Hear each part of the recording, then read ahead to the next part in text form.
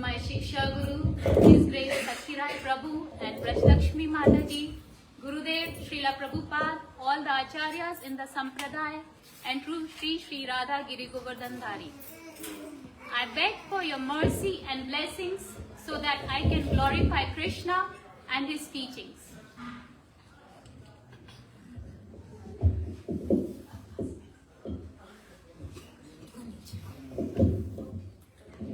Is this fine? Am I audible? Yeah. So one time, Srila Prabhupada was in a car with devotees and he was going to a local park. And they were stuck in traffic jam. So he looked out of the windows and there was a sign that said, temporary inconveniences, temporary work in progress, but permanent solution. So Srila Prabhupada laughed at that and said, this world means temporary solutions and permanent inconveniences. So struggle, inconveniences, difficulties are the part of our life. If we want to make Krishna laugh, then we retail him our plans. But Krishna's plans are the best plans. What we are going to discuss today is a part of everyone's life. When we wake up in the morning, do we plan for any problems to come? No, but they are always there. I don't think there would be anyone here who wouldn't have faced any problems or troubles in their life. We always get a fair share of it. Problems can be due to many reasons. We can have physical, mental, we can have work problems, environmental problems, and so on. So we all have to go through at least 5 to 10 life quakes in our life. Now, we have to understand that these problems that we are facing, they are on a material level that we are facing them. But there is some bigger problem, which is the real problem, which is the ignored problem. The problem of birth, the problem of death, old age and disease. But we never contemplate on these problems. These problems are hidden in this material world. So for our better understanding, I have split the topic of problem into I've labeled them as an acknowledged problem, the problems that we face, and the second one being the ignored problem or the problems on which we don't contemplate, we do not think about. So our acknowledged problem is like a skin problem. You know how if we have any skin problems, we can see it on our skin without knowing the root reason for it, which is the ignored problems. Even Krishna has labeled this world as Dukhalayam Ashashvatam, where Dukhalayam means a place of misery and Ashashvatam means little happiness that we get here in this material world is also temporary. So, dear devotees, this world is meant to give us trouble. It was we who decided to come here in this material world and enjoy separately from Krishna. So now we have to bear the consequences. But our spiritual father, Sri Krishna, he is very merciful. He has given his teachings in Bhagavad Gita, in which he has given us how do we live our lives, how do we handle these problems, so that at the end we can go back to him. He says in his most profound teachings in Bhagavad Gita, Matra sparshastu kaunteya sitoshna sukha dukkhada agama paino nityastam titikshasva bharata. He is saying, my dear Arjuna, Matra sparshastu kaunteya sitoshna sukha dukkhada. He is saying when our sense come in touch with the sense objects, we have this perception of heat and cold. We have this perception of happiness and distress. Agama baino. So they appear and then they disappear. Anityas, they are temporary. Tam titikshasva bharata. So just tolerate it. So just as we tolerate heat and cold on a bodily level, we have to learn to tolerate happiness and distress on mental level. Right now it's the weather of cold, so what all we do? We wear these shawls, we wear these jackets. So for happiness and distress to tackle it, we need to wear the jacket of Krishna consciousness. And beyond tolerance, Krishna has also given us one more thing that we need, quality that we need to achieve, which is equanimity, which is being equipoised. He says in 2.15, Yam hina vyathayante purusham purusharshava samadukha sukham dhiram so amrit tattvaya kalpate.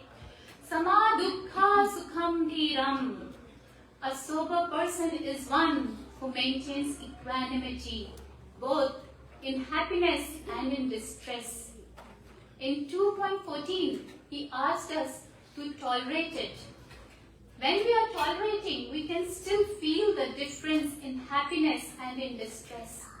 But right now, he's asking us to be equipoised, to transcend that level of happiness and distress. We need to be indifferent to them. Their existence should have no impact on us. Sama dukkha sukham dhiram so amrit tattvaya kalpate. But this is hard. Krishna has instructed us to be patient, to be tolerant, to be equipoised. But at our level, how are we going to implement it? So we have to take how a little child, he walks in the footsteps of his parents. He does what he sees at home, what he hears at home. So similarly, we have to walk in the footsteps of our acharyas, of Srila Prabhupada, of senior devotees, and from exalted devotees in Srimad Bhagavatam. We have to wear the spiritual lens to get over this problem of material world. And Her Grace Nitai Sevani Mataji has given a beautiful acronym for problem, which will help us navigate through these problems, and we will use that today. So, problems, it starts with P. P is for perspective. First of all, we have to acknowledge that problems will come in our life. It's not that it's going to come to our neighbor's life or to our friend's life. No, we are also going to face the problems. But we have to now make these daily breakdowns, we have to convert them into the daily breakthroughs. Whenever any problem arises in our life, we have to learn how we look at it. We have to change the way we have generally been looking at it. Generally, when a problem comes, we are very negative, we are dull. We think that why this problem has come to us. But rather we have to look at it from the correct perspective. Problems are not punishments. Problems are platform for purifications. We think, oh my bad karma, why is this happening to me? But we should actually think that they have come to purify ourselves. Take the life of Kunti Maharani. What did she do? She took her problems as a platform for purification. She realized that this world is not meant to me, not meant for me. Problems are meant to induce a feeling of detachment from this material world. She offered her praise to Krishna and she said that, oh Krishna, I am more fortunate than your own mother Devi. You did not even protect your own mother's 6 sons, but you protected my 5 kids from all kind of calamities. She could have easily said that, oh Krishna, when I was still a child, I invoked the presence of sun god and I got Karana. And then I got married to Pandu Maharaj, but he could not create children. And then we invoked the presence of various demigods and we got kids. But then my husband, Pandu Maharaj, died. And after Pandu Maharaj died, this Duryodhan, Dusashan, with the help of Dhritarashtra, they tried to kill my sons, but somehow or other, I sometimes protected them, I sometimes could not protect them. So she had hundreds of reasons to complain to Krishna. But no, what is she saying? She's saying, I am more fortunate. Don't take her wrong. Don't think that she is being proud. No, but she is counting her blessings. Instead of complaining, she is looking at the positive sides.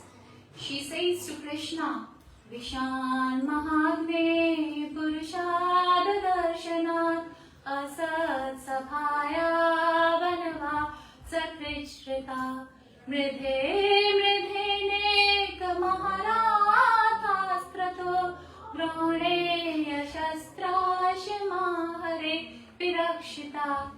So she is saying, you protected my son Bhishma from sun. You protected us from man-eating demons. You protected my daughter-in-law from being disrobed. You protected us in the forest. You protected us in the Kurukshetra war. And you protected Parikshit Maharaj from being killed by Ashwadhama in the womb. So, look at Draupadi. Is she telling to Krishna, oh Krishna, why did you even create this situation? Why did you even allow this all to happen? She's not saying that not even a blade of grass moves without your approval. No, she is not saying all of these. She is thanking Krishna. She is thanking him for saving Parikshit Maharaj and not complaining for losing Abhimanyu. So this is how the exalted devotees take their reversals in their life. Another aspect of problems, or another way or another perspective of problems, is that problems are like deposits. How we have deposits in our bank, right? And when we withdraw it, at some point they might exhaust. So similarly, our bad karmas are deposit. And if a problem comes, we have to realize that, okay, my one bad karma is going away. Slowly and slowly, all the karmas will be exhausted. So, that is another perspective, that these are for your own good. You are getting rid of your own karmas. And then problems, they cannot stay forever. They are not permanent. They are temporary. They are like waves. They will come, but they just cannot stay back for long. Even if a massive wave comes, they still have to go back. They cannot stay with us. But what do we do when these waves come? When these waves comes, we have to be firm. We have to be strong. Otherwise, they will carry you away in the ocean. But if we are firm and if we are strong, then they cannot pull you away. They will just touch you and go. So problems are not permanent. And these problems, they always have a purpose. There is some reason behind it. Our lives with Krishna, it may not be without problem, but it always has a purpose. Sometimes we think that now we have become devotees, we will not face any problem. But no, that can't happen. Even though we are Krishna conscious, even though we are devotees, but still we will face problem. What will change? The one thing that can change is the way we handle the problems, the way we look at it. So Krishna, he has a mega plan. And whenever a problem comes, we have to understand that he is trying to teach us something that we do not know. But sometimes when the problem comes, we become too overwhelmed. We are too much caught up in the situation and we cannot see the bigger picture of the Lord. But remember, Krishna is Bhaktanam Shamabhikshataha. He always desires the benediction of the devotees. Our mind is much more powerful than all the armies that we put together. So, we need to have a right perspective in mind. If we have the right perspective, we will be able to surpass many problems. There was a devotee in London, his name was Janakinath Prabhu, and he had once given a TEDx talk on there is no such thing as negativity. During the course of his talk, he went through his whole life and he said, many wonderful things happened to me. But at the age of 31, I got my greatest gift that I could have ever imagined. And did you know what was his greatest gift? Yes, his greatest gift was cancer. He was detected with a stage 4 cancer, a tumor in his colon. And doctors said to him that now you have to live as if you are twice your age. So what did he do? Did he have any resentments? No. He took this as a will of Krishna. He had no resentment, no bitterness, no looking back. He said that yes, this life is not going to be the same, but it can still be beautiful. So instead of becoming dejected, disappointed, disturbed, he still helped people. He got many cancer patients to the temple. He talked to them about the spirituality, and he tried to give these people, those cancer patients, some meaning and enthusiasm even in their most difficult time of life. He asked devotees, please take my picture when I am going for chemo, so that you can show to the world that even in this challenging time, one can be happy. And at the end of his talk, he said, these last 5 years have been the best years of my life. I made my biggest contribution. I actually became very close to Krishna. And I learned the most things. And he said, I wouldn't change it for anything. So this is what a correct perspective of right frame of mind could lead us to. So this is a very recent case. Sometimes we might think Kunti Maharani was with Krishna and she had, her power and she had him, but we don't have him in front of us. How can we walk in a footsteps? But look at this devotee. He didn't have Krishna in front, in face to face. Of course, he had Krishna with him. But he had complete trust in Krishna's plan. And another contemporary example is of Arthur Ashe. He was a famous tennis player who won Wimbledon in 1975. And in 1993, he was contacted with HIV virus, which was due to transmission of blood for his heart condition. He had many followers and reporters, and they were asking him, oh, what is your comment on this? So then he very simply replied to them, when I lifted the Wimbledon cup, did I say, why me? Did I say, why not the others who have been trying for so many years could lift it? But I had that opportunity that I could get that. So now, when I am having this problem of HIV, why should I say, why me? Why not someone else? So, perspective of looking at the problem should not be why me. Instead, it should be, what do good people do when bad things happen to them? So we have to first win our mind. There is a beautiful line in scriptures which says, Jitam jagat kena manohiyena. One who conquers the mind can conquer the world.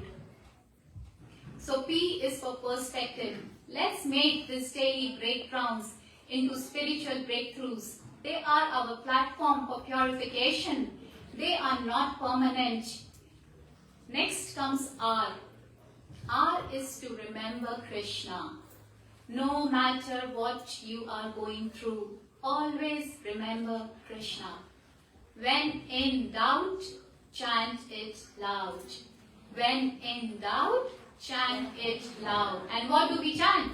Hare Krishna, Krishna Krishna, Hare Hare, Hare Rama, Rama Rama, Hare Hare. So we know Prahlad Maharaj, he is an epitome for remembering Krishna. Irrespective of how many times he was tried to be killed by his own father, in school, anywhere he went, he was always remembering Krishna. He had complete faith in Krishna's plan and was totally surrendered to him. So we also should keep on chanting. There is a beautiful line in Chaitanya Charitamrita which says, if when we remember Chaitanya Mahaprabhu, difficult things will become easy. And if we forget Chaitanya Mahaprabhu, the easy things will become difficult. Right? Generally what happens when we face problem, we start complaining. We start going away from Krishna. But what should we be doing? We should be surrendering to Krishna. And even sometimes when people have problem, they don't want to come to temple. They think, okay, I've got so much to be done. Oh, let me not go to the temple and let me just do what I can do. It's like you are having a fever. And if you have a fever, would you go to the doctor or not? So similarly, when we are going through any tribulations, through any problems, we should come to the temple more. We should take the association of the devotees, guidance of senior devotees, do more services so that it can calm our mind, it can purify ourselves. So our dependence on Krishna should increase when we have a problem. In problems, sometimes we will cry, and at times our relatives, our dear ones are not able to listen to us. But Krishna, he will never forget us. Even Jesus Christ has said in Bible, he says, my precious child, I love you, and I would never leave you during your times of trial and suffering. When you see one footprints, it was then me who was carrying you. So, Krishna would never ignore us. He is always there with us, for us. Problems are in opportunities where we connect more deeply with Krishna. Draupadi Mata, when she was being disrobed, she tried the best on her own. She asked for help from her own husband, from her own in-laws, but no one could help. And then when she finally remembered Krishna, Krishna came in the form of unlimited sari. So this is how Krishna is. We have to just keep on remembering him, and if we have that true and complete faith on him, he will give us true and complete protection. Krishna has said in 7.16 that distressed people will come to him. He says, Artho, Artharthi, Jignasu and Jnani will come to him. The distressed people, the people who are looking for wealth, the people who are looking for knowledge, and those who are inquisitives. So there is no harm in going to Krishna. We are normally in a big rush to become pure devotees. So we think, oh, we should not have any desire. How can I ask Krishna for anything? But no, Krishna is our Father. If there is something that is troubling us, we should approach him. But of course, he is our Father, as we only give to our kids what is right for them. Similarly, he will also give for us what is right for us, even though we might not understand that this is correct or not correct. So, instead of being in a rush to become pure devotees, let's become devotees first. Let's make that relationship with Krishna. So, second one, R is to remember Krishna. Krishna is our spiritual father. Next is O. O for opportunity. Take every problem as an opportunity. Opportunity for growth. Opportunity to be connected to Krishna, to be more surrendered to Krishna, and to be more dependent on Krishna. Take the life of Pandavas. It was like a mega Bollywood movie. They went through war, they went through fire, incognito, their own wife Draupadi was kidnapped. But what did they gain? They gained the eternal friendship of Sri Krishna. Krishna was their eternal companion. He was their charioteer, protector, messenger. So sometimes कुछ पाने के लिए कुछ खोना पड़ता है. So we should take problems as an opportunity. If Arjuna did not have a problem, we would have never received Bhagavad Gita, which is our life manual. So problems are a great opportunity for growth. And we learn a lot when we pass through the problems. Many nice things happen to you when you go through these problems. When a blacksmith, he heats the metal in a forge, right? He heats it to such a high degree, and then he shapes it with the chisel and with the hammer, and then that metal, it becomes so beautiful, it becomes useful. So similarly, when we go through these problems, we become the best me. We bloom to the best of our capacity. And what Parikshit Maharaj, when he got to know that he was going to be killed in 7 days, what did he do? He did not go back to Shringi and recurse him, no. He then renounced his own kingdom. He then stopped eating food, and he was just listening to Srimad Bhagavatam. And not only when he benefited his own self, he also benefited so many sadhus and other people who were there. So even in those 7 days, he was trying to think, oh, how can I benefit everyone else along with me? This is how the elevated devotees take their reversals in their life. And also we can think that problems are like software upgrades, right? When any bugs come in the mobile phone, we have to do software upgrade, and then that mobile works to the best. Similarly, what happens is that when problem comes, we also upgrade ourselves. We also become better. So instead of taking the problems in a negative way, we should say, oh Krishna, you are upgrading me. It's an opportunity for growth. So it's P for perspective, R to remember Krishna, and O as an opportunity. Next is boost. Bhakti boost. So problem gives boost to our bhakti. I'm not sure, but I have seen that ad of Boost which says that Boost is the secret of my energy, right? Most of us would have seen it in India. So similarly, problems are the boost for our own bhakti. We become more closer to the Krishna. When life brings you down, bhakti builds you up. I'll say it again. When life brings you down, bhakti builds you up. What happened to Gajendra? He was having a nice time, a royal spa with all of his wives, right? And a grip of crocodile. And he became a devotee. Sometimes when problem arises in our life, they are meant to happen to give us a boost. Otherwise, what will happen? We are taking A step, B step, first floor, second floor, but problem comes and we are on the penthouse, right? So they are meant to make us pure devotees in a short span of time. Problem would lead one to detachment, and one would become closer to Krishna in a very short time. Even the life of Bilva Manga Thakur, he had a heartbreak from his own prostitute, from the girlfriend or prostitute, and then he became a pure devotee. He immediately seeked Krishna, he pierced his own eyes. So pain pushes us to real dependence on Krishna, and that is our real gain. Problems are boon. And what is a boon? And what is a curse? Boon is to remember Krishna.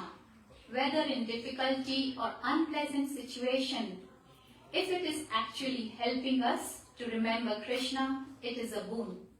So B for boost in bhakti. Now let's go to the next one, which is L. Let go, or let Krishna take the charge. Most of us, I can say at least for myself, that I have that tendency to be the controller, right? But I want to control my kids, I want to see what they are doing. There are a lot of things that I try and control, but we all, I didn't say my husband because he was here, sorry. Sometimes we just need to give that tendency up. I understand we all want to be the drivers of our life, but we forget that Krishna is not only the Parth Sarthi for Arjuna, but he is also the Parth Sarthi for all of us. So, let Lord take control of our life. There is a Gujarati bhajan which says, Chitta tu shidne chinta dhare, Krishna ne karbu hoye te kare. So you are talking to your own mind and you are saying, why are you worried? Let Krishna do whatever he wants to do. He is the boss. And even if we worry, is anything going to change? Is he going to change his own plan? No. Then why do we even waste time? Someone told Gandhiji, Gandhiji, you are praying so much. Do you think your Lord is going to listen to you? So Gandhiji said, I don't know about that, but I know that I will align to Krishna's plan, as his plan is the best. I will change my mind to his plan, and I will be able to better accept his plans. So Krishna may or may not change his plans, but if we pray, we might change, we will be able to change our plan. So sometimes let go, let Krishna do whatever he wants, and just have complete faith in him. Jai Hari kare se mama hita. He cannot think about anything but for my welfare. His only agenda is to help me. So let go. Just don't catch it too hard. Draupadi, I gave her example before also, but it's very apt here that as long as she was holding her sari tight herself, Krishna never appeared. But the moment she gave up, Krishna came and rescued her. So the faster you let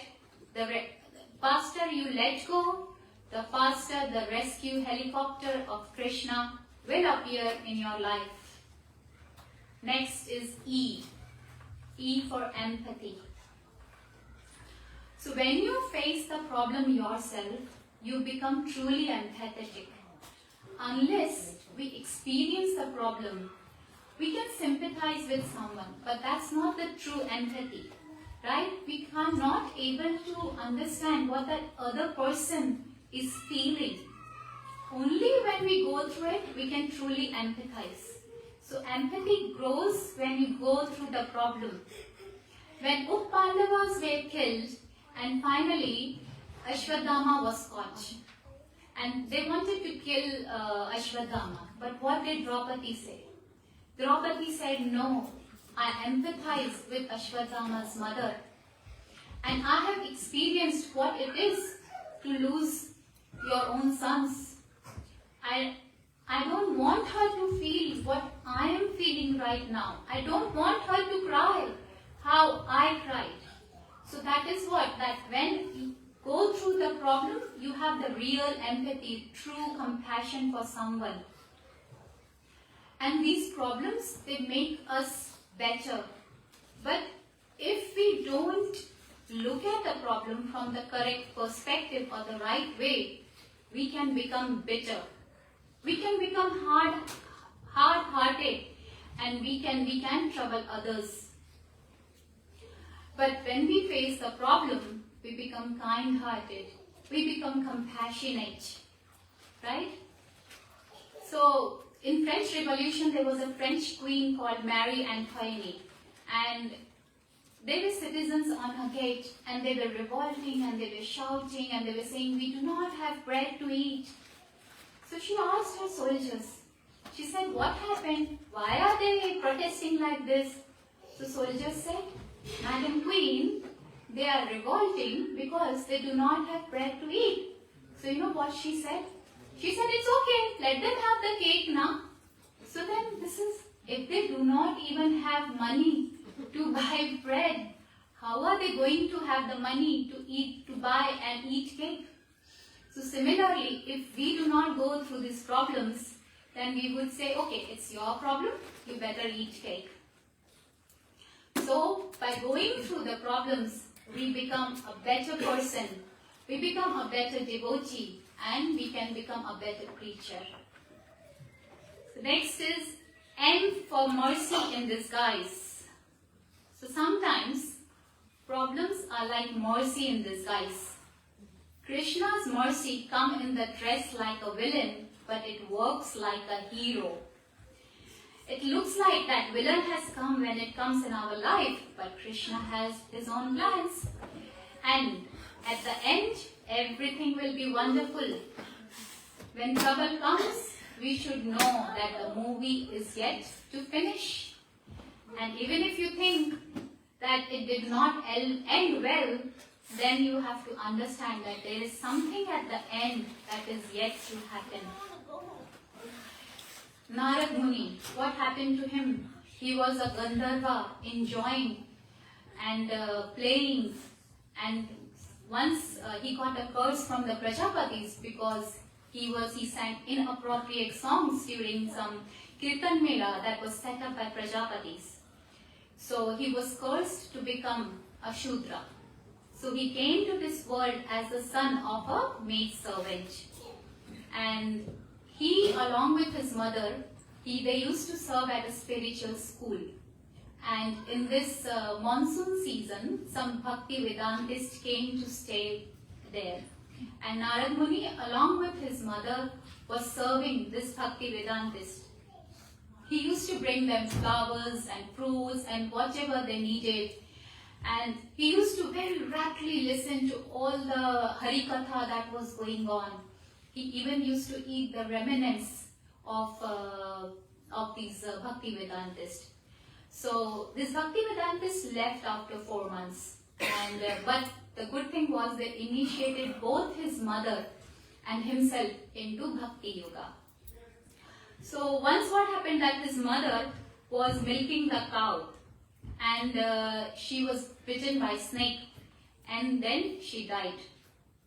From material perspective, this was so painful. She was his only protector, his only relative, his only caretaker. So how can Krishna take away the mother? How are we supposed to tolerate it? Even when we listen to it, our heart melts. So those who experience it, how are they supposed to digest it? The answer is that the maid servant, Narad Muni's mother, she died after doing 4 months of service, not before that. And as a small child, Narad Muni did many services to Bhakti Vedantists, and he came to the Prema stage of Bhakti. He became so elevated for the small service he did, right? So how elevated would his mother be for such big services she would have done? So after death, where do you think she will go? She will definitely get an opportunity to either go to a better place where she can serve better, or she would have definitely received the Vaikuntha Loka. Sorry, Goloka Vrindavan, apologies. So what did Krishna think? Krishna thought that if she stays in this material world, she will have to keep on doing these small services. And all of her material energy will be consumed in maintaining herself. and she would not be able to have the time to do bhakti. So that is the main reason to take him away. And Narad Muni, what happened to him? He went to north. Because he was initiated in Bhakti Yoga, he was not overwhelmed with his mother's death. He went to the north and he meditated on Lord's lotus name on his feet, and finally he became the transcendental spaceman. And he not only became himself a devotee, but he also made thousands more of them to be devotees. So now what do you think, devotees, that it was a justice or an injustice? That her mother achieved the prema stage, he achieved the prema stage, and they both became such elevated devotees. So Lord always has a bigger picture, which is beyond our imagination. Lord is picking up someone from here and putting him to a better place so that he can continue his bhakti. So he will never give you a paper which you cannot write, which you cannot pass. We expect from Krishna some peanuts, but he is making kheer. He is making halwa. He is rather making a golden city, how he did for Sudama. So R for right perspective, P for right perspective, R for remembering Krishna, O for opportunity, B for bhakti boost, L for let go, E for empathy, and M for mercy. Devotion means having complete faith on Krishna. He is my well-wisher. He loves me. I don't need to worry. We do our part and we leave the rest to him. Now let's get on with the second half, which is the most important, which is our ignored problem. The problem that we have forgotten, the problems that we really do not discuss, which is Janma Mrityu Jara Vyadhi Dukkha Doshanu Darshanam. It means we are trying to be happy, fighting with unhappiness, but we do not know what our real unhappiness is. Our real unhappiness is birth, death, old age, and disease.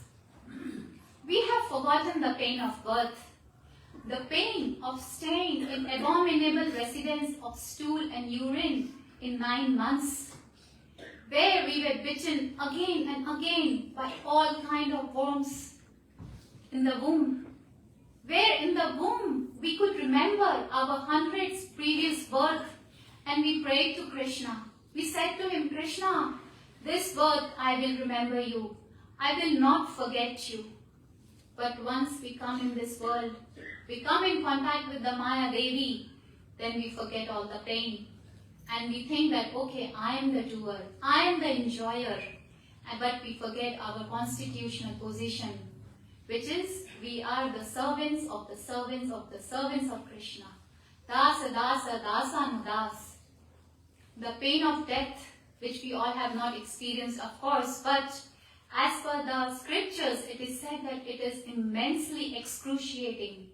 It is said in Garuda Puran that the pain of death is like 42,000 scorpions biting us. Have we ever contemplated on it? Have we ever thought that let's make this lifetime our last lifetime? Jara, the pain of disease. When we get sick, we remember that pain. But as soon as we are not sick, we are better, we forget that, oh, we were even sick, right? So we just keep on moving with our lives. Old age.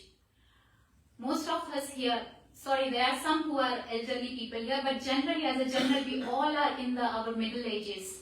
And we are living in Australia. We don't even have our parents with us. We are unfortunately not even able to see them so that we can realize that we are all going to be old. We will not be that functional as we are now. We don't see their struggles on day-to-day basis. For them, even to lift a glass of water, even to chew normal food is so difficult. And I know of my mother's friend who is now not able to even see. Imagine her life, how it is. If we go in a dark room for even 5 minutes, we all want to come out of it immediately. And imagine her, she can't see. So what are we going to do when we get old? When we can't work, when we can't do to the full of our capacity, if we haven't done bhakti now. So that is why we need to learn to do bhakti from now on. We have to think about these ignored problems, and we have to come to face, we have to learn how are we going to face it.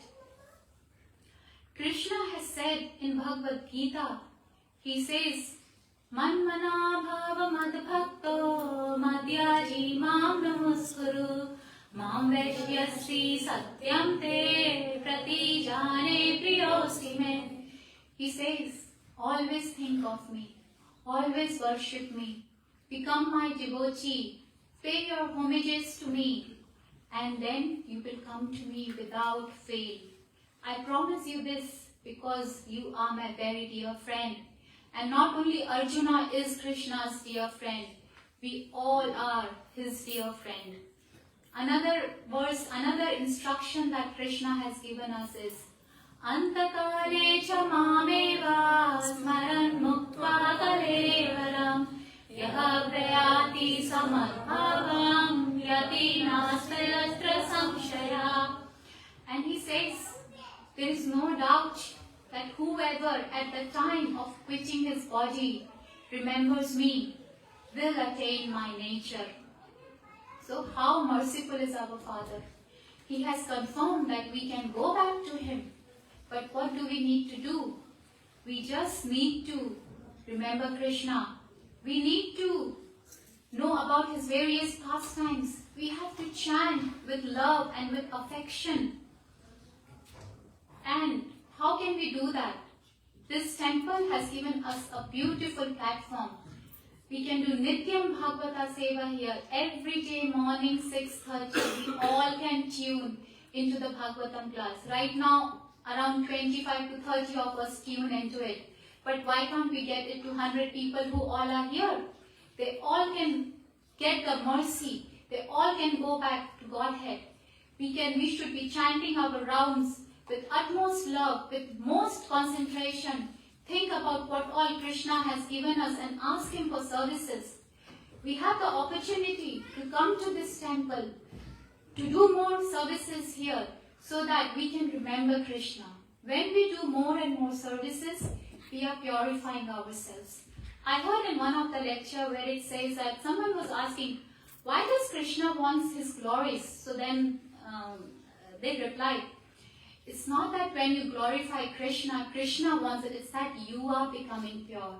You are remembering Krishna.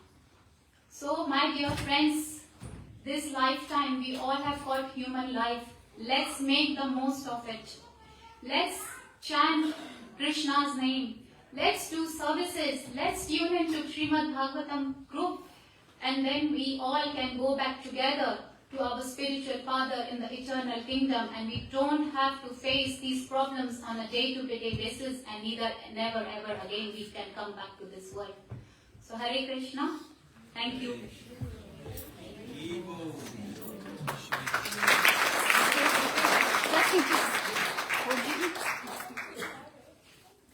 Any comments or questions? No comments or questions.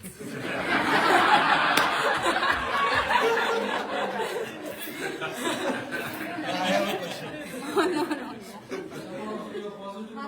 Yeah, what if someone just say?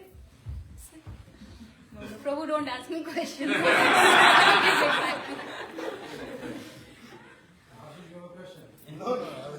He will ask me at home. I have a positive comment. Like I have a comment to make that it was nice to see that at the beginning of the class was all like topsy-turving, taking us through the lows. The scorpions have bitten us when we have taken birth and this and that. That was very painful. But it ended on such a sweet note that we are going back to our spiritual father. That was very encouraging. So thank you so much for preparing so nicely for the class. And Thank you. Thank you. Thank you for giving me the opportunity. Yes, I have one Looks like it's going to be long. Sit.